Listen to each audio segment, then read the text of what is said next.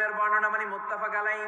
বিশ্বনবী বললেন, রব্বুল আলামিন ঘোষণা দিয়েছেন, আ'আদাতু লিইবাদিয়াস সালিহিন, আমি আমার নেককার বান্দাদের জন্য এমন জান্নাত তৈরি করে রেখেছি, মা লা আইনুন রাত, পৃথিবীর কোন চোখ সেটা দেখে নাই, ওয়ালা উযুনুন সামিআত, পৃথিবীর কোন কান ওই জান্নাতের কোন শব্দ শুনে নাই, ওয়ালা খাতারা আলা কলবি বাশার, মানুষের অন্তর দিয়ে জান্নাত কত সুন্দর হবে কল্পনা করা সম্ভব না, অসম্ভব।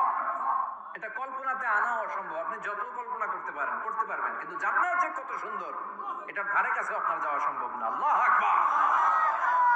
এই পৃথিবীতে যত ডিজাইনার আছে, সফটওয়্যার ডিজাইনার, যত ইঞ্জিনিয়ার আছে, যত আর্কিটেক্ট আছে, গোটা বিশ্ব সেরা 1 লক্ষ আর্কিটেক্ট ইঞ্জিনিয়ার কেনে যদি বলা হয় জান্নাতের একটা চেয়ারের ডিজাইন করেন, লক্ষ লক্ষ আর্কিটেক্টরা মিলে কোটি কোটি টাকার প্রজেক্টে টাকা খরচ করে চেয়ারের ডিজাইন করতে পারবে, কিন্তু জান্নাতের চেয়ারের ধারে কাছেও হবে না।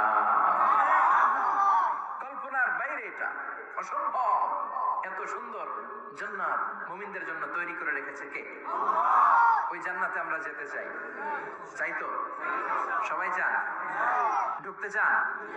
ঢুকবেন? এখনই? কয় এখনই? মরা লাগবে, ঈমানের সাথে মরা লাগবে। মরার আগে জান্নাতে ঢোকা সম্ভব না। আমরা জান্নাতে ঢুকবো, জান্নাতের ভেতরে আমরা ঢুকতে চাই। শপিং মলে যখন আমরা ঢুকতে চাই, কোন দিক দিয়ে ঢোকা লাগে? দরজা দিয়ে না, গেট দিয়ে। তো আমরাও জান্নাতের গেট দিয়েই তো ঢুকবো নাকি? আমরা জান্নাতের কোন না কোন গেট দিয়ে ঢুকতে হবে। বিশ্বনবী ফরমান, বুখারীর বর্ণনা, ইন্না লিল জান্নাতি সামানিয়াতু আবওয়াব, জান্নাতের ভেতরে 8টা দরজা আছে।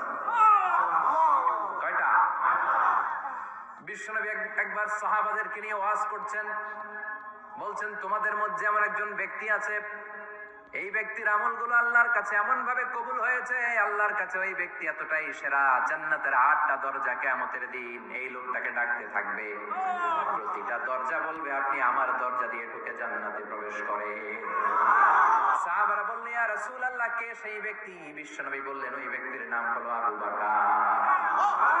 কিয়ামতের দিন সাইয়েদনা আবু বকরকে 8টা জান্নাতের দরজা থেকেই জান্নাতগুলো ডাকতে শুরু করবে, উদখুল মিন বাবি, উদখুল মিন বাবি, আমার দরজা দিয়ে ঢুকেন, আমারটা দিয়ে ঢুকেন।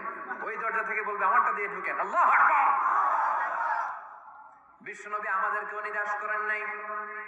বিশ্বনবী বললেন, কেউ যদি প্রতিদিন 5 ওয়াক্ত নামাজের আগে যে ওযু করে, ওযুর পরে কেউ যদি পড়ে আশহাদু আল্লা ইলাহা ইল্লাল্লাহ ওয়া আশহাদু আন্না মুহাম্মাদান আবদুল্লাহি ওয়া রাসূলুহু, প্রত্যেক ওযুর পরে যেই ব্যক্তি এই দোয়াটা পড়বে,